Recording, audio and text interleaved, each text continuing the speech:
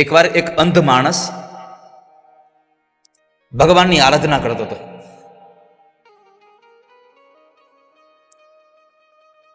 બહુ આર્થિક સ્થિતિ સારી નહોતી. ભગવાનની ઉપાસના કરી, પ્રભુ પ્રસન્ન થયા અને પરમાત્માએ કહ્યું કે તારે જે જોઈતું હોય એ માગી લે, હું તને એક વરદાન આપવા તૈયાર છું. કેટલા વરદાન?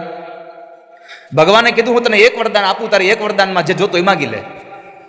ભગવાનને એમ હતું કે એક વરદાનમાં આ એકલું જ માગશે કે મને પેલા તો દેખતો કરી દો એટલે પૂરું થઈ જાય, બીજું કઈ આપવું નહીં. ભક્તે કીધું પ્રભુ આટલી મોટી મેં ઉપાસના કરીને તમે પ્રસન્ન થયા ને એક જ વરદાન? હા, એક જ. તારે જે જોતું માગી લે, હું ક્યાં ના પાડું છું. કીધું કઈ વાંધો નહીં. આ ભક્તએ ભગવાન પાસે માંગ્યું એ તમે બધા સાંભળજો ખાલી. ભક્તએ ભગવાનને કીધું પ્રભુ મારે 7 માળની હવેલી હોય, એમાં સોનાના હિંડળા ઉપર બેસી અને મારા 7મા દીકરાની વહુ જ્યારે પાણી ભરીને આવે એ મારે જોવું છે. આમાં સમજાણું તમને? એક તો 7 માળની હવેલી એટલે મકાન મોટું થઈ ગયું, સોનાનો હિંડળો એટલે સંપત્તિ મોટી થઈ ગઈ, 7મા દીકરાની વહુ એટલે કે 7 દીકરા પછી એ દીકરો 25 વર્ષનો થાય એટલે આવરદાય મોટી થઈ ગઈ. અને પછી કીધું મારે એને જોવું છે એટલે મને આંખે મળી ગઈ. ભગવાન કે આ મને છેતરી કરવા છે. પ્રભુ પાસે માગો તો એવું માગો ઠાકોરજી રાજી થઈ જાય. પ્રભુ આપો તો તમારા ચરણારવિંદમાં મને દ્રઢ ભક્તિ આપો. દ્રઢયીન ચરણન કેરો ભરોસો. તમારા ચરણમાં મને અતૂટ શ્રદ્ધા રહે. પ્રભુને જ માગી લો, પ્રભુ રાજી થઈ જાય એવું માગી લો. વાલા માગું ખોબો ને તું આપી દે દરિયો. ભગવાન તો દરિયા લઈને ઉભા દેવા માટે, આપણે ખોબો લઈને જાય છે. ક્યારેક આપણું કોઈ ખરાબ કરે તો સારું થતું હોય. એમાં સ્કોટલેન્ડમાં, વિદેશમાં સ્કોટલેન્ડમાં એક ક્લર્ક પરિવાર હતો. કુલ 12 જણાનો પરિવાર, 10 દીકરાઓ અને પતિ પત્ની, આ 12 જણા કુલ હતા. વર્ષોથી એ પરિવારનો એ 10 દીકરાનો બાપ મહેનત કરે પણ પૈસા ભેગા ન થાય. બધાને અમેરિકા ફરવા જવું હતું. એમાં એકવાર સમય આવ્યો, પૈસા ભેગા થયા એટલે બધાનો પાસપોર્ટ કઢાવ્યો. પાસપોર્ટ કઢાવ્યા પછી બધાએ અમેરિકાના વિઝા લીધા. વિઝા મળી ગયા પછી એમણે, અત્યારે તો મળતા જ નથી,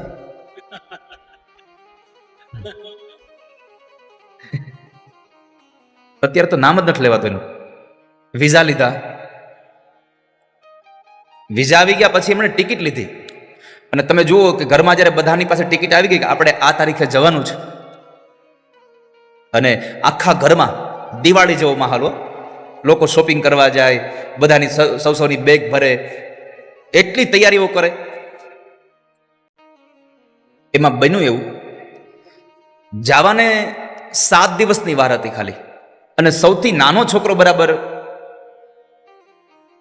બજારમાંથી ચાલ્યો આવતો હતો અને એના પગમાં એક કૂતરો બટકું ભરી ગયું. દવાખાને લઈ ગયા એમને, હોસ્પિટલમાં ગયા એટલે ત્યાં ડોક્ટરે કહ્યું કે તમે હવે 14 દિવસ શહેર મૂકીને આને બહાર લઈને ક્યાંય જતા નહીં, તમારે 14 દિવસ અહીંયા આવવાનું છે. હવે જવાના 7 જ દિવસ બાકી હતા અને અહીંયા કીધું 14 દિવસ કોઈ જતા નહીં. આખા ઘરમાં અમાસ જેવો વાતાવરણ, માતમ છવાઈ ગયું. તમે જુઓ, સૌથી નાના દીકરાને ઘરમાં કોઈ બોલાવે નહીં. એ 10 દીકરાનો બાપ ભોજન ન કરે, કારણ કે આટલા વર્ષોથી મહેનત કરતા હતા.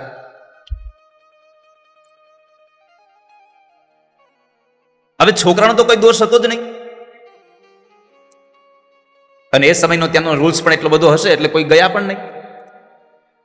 જે દિવસે જવાનો હતો એ દિવસ આવ્યો. સ્કોટલેન્ડમાંથી બધા લોકો ફરવા માટે જાય.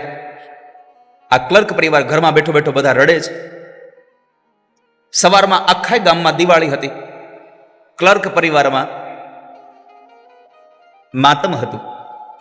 અને એમાં સાંજ પડી અને એક સમાચાર આવ્યા કે સવારે જે સ્કોટલેન્ડમાંથી જે એક જહાજ ઉપડ્યું અમેરિકા જવા માટે, એ જહાજ દરિયામાં ડૂબી ગયું છે.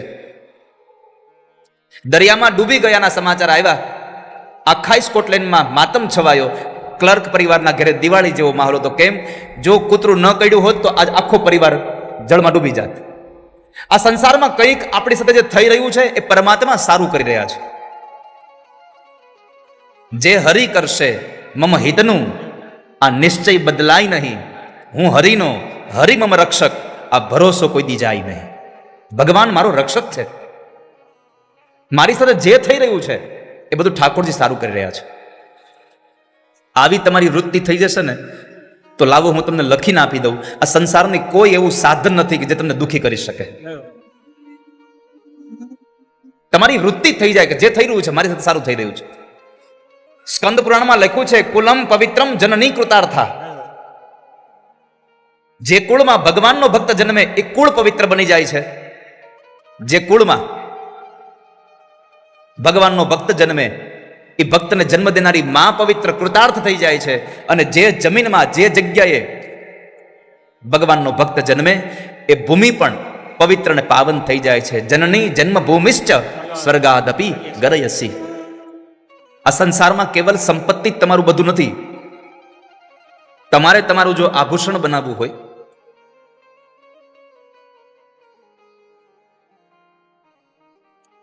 તો તમારી અંદર રહેલા કેટલા ગુણધર્મો શેનાથી શોભે એની વાત રાજા ભર્તૃહરિએ પોતાના નીતિશતકમાં બતાવી છે. ઐશ્વર્યસ્ય વિભૂષણમ સુજનતા શૌર્યસ્ય વાક્ સંયમો જ્ઞાનસ્યોપશમઃ શ્રુતસ્ય વિનયો વિત્તસ્ય પાત્રે વ્યય અક્રોધસ્તપસઃ ક્ષમા પ્રભવિતુ. તમારી અંદર સૌજન્યતા હશે તો તમારી મોટાઈને શોભાવશે. તમારી અંદર સુજનતા વગર મોટાઈ ક્યારેય શોભતી નથી. બીજું, તમારી અંદર શૌર્ય હોય પણ વાણીને સંયમમાં રાખવી પડે. શૌર્યમાં હંમેશા વાણી સંયમમાં રહેવી જોઈએ. તમારી વાણીથી તમારું શૌર્ય શોભે છે. પોતાની વાણીથી પોતાના પરાક્રમના વખાણ ન કરવા. લક્ષ્મણજીએ પરશુરામજી મહારાજને કીધું, એ તો દેખાય છે તમારી વાણીમાં કેટલા પરાક્રમી છો એમ. વાણીથી પોતાના પરાક્રમ પોતે ન ગાવા. બીજું, શાસ્ત્રીજી જ્ઞાનનું ભૂષણ છે શાંતિ. તમારી પાસે જ્ઞાન હોય તો એ શાંતિને લાવવા માટેનું જ્ઞાન હોવું જોઈએ. બીજાના જીવનમાં અશાંતિ ઊભું કરવા માટે જ્ઞાન ન હોય. અને એમાં ખાસ કરીને જ્યારે જીવનમાં તત્વ જ્ઞાન થાય ત્યારે બહુ શાંતિ રાખવી. નહીતર અધૂરા ઘડા છલકાય બહુ હાળા. કોકની માથે આમ ઘડો હોય અને બાજુમાં બે ત્રણ જણા હાલ્યા જતા હોય, અને જો ઘડો અધૂરો હોય ને તો એ જેની માથે ઘડો હોય એને તો પલાળે, બાજુમાં હોય એને હોતે પલાળે.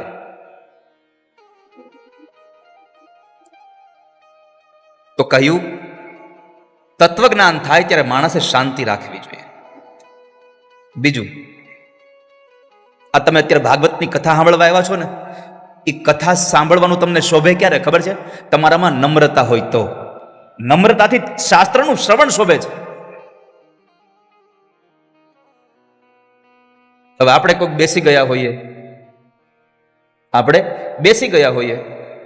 અને પછી આપણાથી કોઈ વડીલ આવે અને છતાંય આપણે ઊભા ન થઈએ અને એ વડીલ ચારે બાજુ જગ્યા ગોતે ને ક્યાંય જગ્યા મળતી ન હોય વળી પાછા વયા જાય તો આપણું શ્રવણ અધૂરું છે.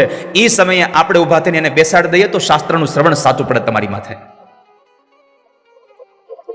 ભલે એની પાસે વીઆઈપી પાસ ન હોય, શું થઈ ગયું?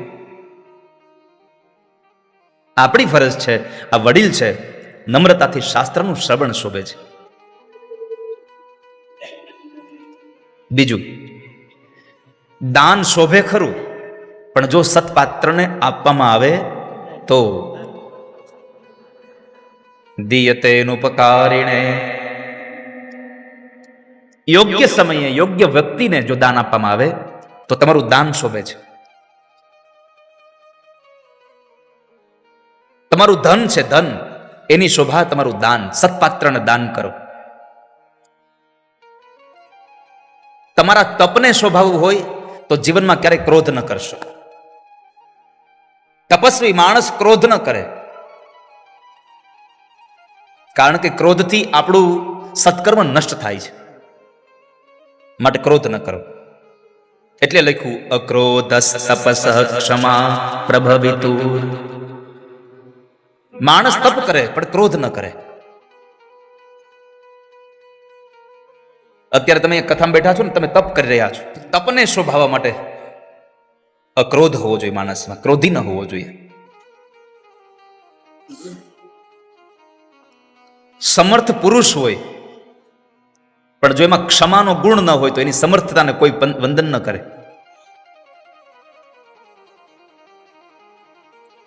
સમર્થ હોય પણ ક્રોધ એનામાં જરા પણ ક્ષમા જેવું હોય નહીં તો શું કરવું? એટલે સમર્થ પુરુષોએ ક્ષમા રાખવી. ધર્મને કોઈ શોભાવતું હોય તો સંતાનો નિષ્કપટતા છે. ધર્મમાં કપટ ન ચાલે. ધર્મની અંદર નિષ્કપટતા હશે તો તમારો ધર્મ શોભી આવશે. દંભથી ધર્મનું આચરણ ન કરશો. અને છેલ્લે કહ્યું સુજનતા વગેરે સર્વગુણોનું મોટું કોઈ કારણ હોય તો શીલ છે. શીલમ પરમ ભૂષણમ. શીલનો અર્થ છે સ્વભાવ. તમારા બધા જ ગુણ હોય, તમારી પાસે પૈસો હોય, તમારી પાસે સામર્થ્ય હોય, તમારી પાસે તપ હોય, તમારી પાસે દાન કરતા હો, બધું જ કરતા હો, પણ તમારો સ્વભાવ સારો નહીં હોય તો આ સંસારમાં તમારી કિંમત નહીં થાય ક્યારે. શીલમ પરમ ભૂષણમ. માણસ પોતાનો સ્વભાવ સારો રાખે. અને જેણે પોતાની જીભ જીતીને, જીભ એને જગત જીતું છે આ સંસારમાં. જીભને જીતવાની બહુ જરૂર છે. શીલમ પરમ ભૂષણમ. સ્વભાવથી માણસ બધું જીતી શકે છે. તો ઋષભદેવજી મહારાજે પોતાના દીકરાઓને કહ્યું કે આ સંસારમાં મહાપુરુષોની સેવા કરશો તો સ્વર્ગનું દ્વાર ખુલશે. કુસંગ કરશો તો નરકનું દ્વાર ખુલી જશે. મહત સેવાં દ્વારમાહુર્વિમુક્તે તમોદ્વારમ યોષિતાં સંગી સંગમ મહાંતસ્તે સમચિત્તા પ્રશાંતા વિમન્યવઃ સુરદ સાધવોયે. દીકરાઓને આ શિખામણ આપવા જેવી છે કે મોટા પુરુષોની સેવા કરજો, સત્સંગ કરજો. અંતે યામતિ સા ગતિ. અંત સમયે તમારી જેવી મતિ હશે એવી તમારી ગતિ થશે. માટે પરમાત્માને પ્રાર્થના કરી, ઠાકોરજી મારો અંત સમય આવે ત્યારે મારા મોઢામાં તમારું નામ હોય. ત્વામેવ યાચે મમ દેહી જીહવે સમાગતે દંડધરે કૃતાંતે વક્તવ્યમેવં મધુરમ સુભક્ત્યા ગોવિંદ રામો દરમાતે. મારી જીભ અંત સમયે ગોવિંદને યાદ કરે. ત્વામેવ યાચે મમ દેહી જીહવે સમાગતે દંડ ધરે કૃતાંતે. મારી જીભ સદૈવને માટે ઠાકોરજીને યાદ કરે. બને ત્યાં સુધી આ વાણીને વેડફશો નહીં ક્યારે. કારણ વગરનું બોલબોલ ન કરશો ક્યારે. કોઈની ચુગલી કરવી નહીં, સૌથી મોટી ખરાબ આપણી આદત છે કોઈની ચુગલી કરવી. અને એટલા માટે માં ગંગા સતી પોતાના પુત્રવધુને બેસાડીને કહે છે, ભક્તિ રે કરવી એને રાખ થઈને રેવું, મેળવું અંતરનું અભિમાન. જ્યાં સુધી એના જીવનમાં નમ્રતા નહીં આવે ત્યાં સુધી એને ભક્તિનો ક્યારેય પણ રંગ નહીં ચડે. આ આત્માને ઓળખવાની વાત કરી છે. અને જ્યાં સુધી વાલા ભક્તજનો આત્મા નહીં ઓળખાય ત્યાં સુધી આ ફેરા બંધ નથી થવાના. તારા આત્માને ઓળખ્યા વિના રે એ ભવના ફેરા નહીં તો ટળે હોજી. ભગવાન કહે છે કામ, ક્રોધ અને લોભ માનવ જાતના સૌથી મોટા શત્રુ છે, જે પાપ કરાવે છે. સૌથી પેલો કામને ડામવો પડશે. તમે જુઓ કોઈ પણ શ્લોકમાં જ્યારે આ રીપુઓને મારવાની વાત આવી ને ત્યારે સૌથી પેલો કામ જ બતાવ્યો. ભગવાન કૃષ્ણએ કામ એશ ક્રોધેશ કહ્યું. ભગવાન નારાયણ વ્યાસજીએ ભાગવતજીમાં પદ્મપુરાણમાં જ્યારે એનું મહિમા ગાયો એમાં લખ્યું કામમ ક્રોધમ મદમ માનમ. કામને મારો તો ક્રોધ અને લોભ આપોઆપ મરી જશે. કારણ કે આ સંસારનો નિયમ છે, કામના જાગે, જો એ સંતોષાઈ જાય તો લોભ જાગે, અને ન સંતોષાઈ જાય તો ક્રોધ જાગે છે. સાયકલની ઈચ્છા થાય અને એ સાયકલ આપણને મળી જાય પછી એમાંથી જૂની મોટરસાયકલની ઈચ્છા ન થાય એવું બને જ નહીં. સાયકલની ઈચ્છા સંતોષાઈ ગઈ એટલે મોટરસાયકલની ઈચ્છા પ્રગટ થઈ, અને મહેનત કરવા છતાં પણ સાયકલ ન પ્રાપ્ત થાય તો ક્રોધ આવે, મારું મળતું કેમ નથી. આપણે ભગવાનનું નામ લેવું ન હોય કોઈ દિવસ, અને અંત સમયે ભગવાનનું નામ તો જ યાદ આવશે જો પહેલેથી ટેવ પાડી હશે. તો પહેલેથી જ તમારે ટેવ પાડવી પડશે ભગવાનના નામની. એકવાર એક દાદા હતા અને અમુક અમુક નામ ન લઈને ભગવાન નો જ લે. ગમે તેમ કરો તમે ગમે તેટલા પ્રયત્ન કરો એ ન લે. એક દાદા બરાબર બીમાર પડ્યા અને બહુ મોટી ઉંમરના હતા.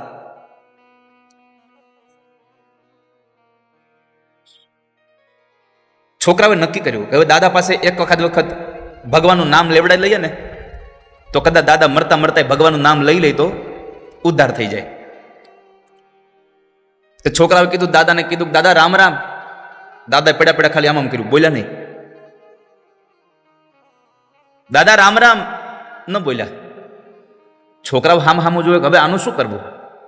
એક છોકરાએ કીધું, એક કામ કરો, આપણા ઘરમાં ભગવાન રામનો ફોટો છે એ બતાવવાને, અને જોઈને પૂછશી આપણે કે આ શું છે, તો કહેશે કે આ રામ ભગવાનનો ફોટો છે એટલે રામ આવી જાય એમાં. તો ફોટો લઈ આવ્યા, છોકરા બતાવ્યું કે દાદા આ શું જુઓ તો. દાદા કે ઘર હોય ને આ બધા આવા ફોટા હોય જ કે. રામ ન બોલ્યા. બીજા દીકરાએ કીધું એક કામ કરીએ, ગામમાં આપણે સાધુ છે એના ઘરેથી પેલું ભિક્ષાનું પાત્ર જે રામ પાત્ર આવે એ લઈ આવીએ. એ લઈ આવ્યા, દાદાને બતાવ્યું, દાદા આ શું છે. દાદા કે આ સકોરું છે એ કે. એને રામ પાત્ર ન કીધું, ન કરે રામ આવી જાય તેમાં.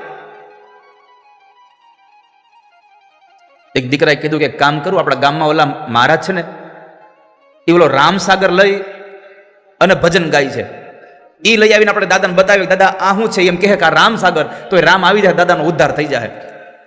લઈ આવ્યા અને જેવું દાદાને બતાવ્યું, દાદા આ શું છે. દાદા કે આ તંબુરો છે એ કે. નો કીધું રામસાગર. એને બહુ વિચાર કર્યો, હવે શું કરવું. પછી ઘરમાંથી અવાજ આવ્યો, સાંભળ્યું, આપણા બેનને તેડાવો. કેમ કે બેનના ઘરવાળાનું નામ રામજી છે. બેનના ઘરવાળાનું નામ રામજી છે એટલે એ બધાને બોલાવો. એટલે આપણે પૂછીએ કે આ કોણ છે, તો એમ તો કહે કે આપણા રામજી છે. એમ જમાઈને રામજી કહીને બોલાવવા પડે. તો રામજી છે કહે તો રામ આવી ગયું. એમાં બોલાવ્યા, બેનને ફોન કર્યો તો બેનને બનાવીને છોકરા બધા આવ્યા. દાદાના પલંગ પાસે ઉભા રાખ્યા અને પૂછ્યું, દાદા આને ઓળખો છો. દાદા કે હા.